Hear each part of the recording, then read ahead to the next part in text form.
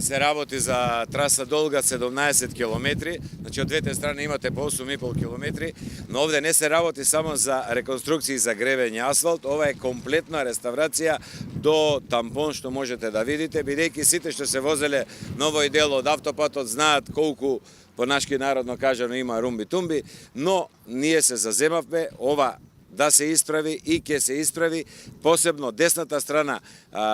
ни оди во приоритет што веќе за месец дена би требало се оградувам само од временските услови, бидејќи ќе беше можеби досега готово доколку февруари март дозволува да се работи, но беа дожливи така како што беа и во разговор со главниот изведувач од Гранит и со надзорот од ГЕНК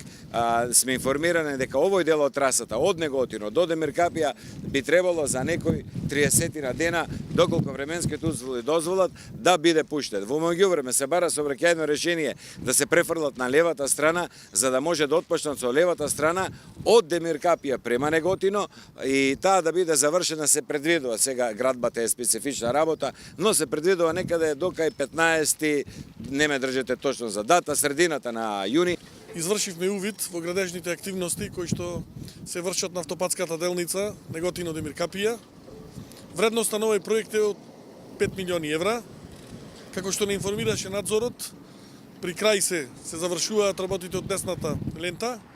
така да во наредниот период очекуваме од другата страна на коловозната лента да биде градежната компанија да ја префрли градежната опрема, се со цел да се отпочни од тој дел на работата. Со ова, со комплетирањето на оваа автопатска делница Неготино-Демиркапија и обратно Демиркапија-Неготино, комплетно ќе се заврши автопатската делница од коридорот 10, бидејќи во изминатиот период претходно беа комплетно реконструирани двата правци од Куманово-Миладиновце. Исто така коловозната лента беше комплетно санирана во делот каде што беше оштетена, се разбира во делот Велес-Градско.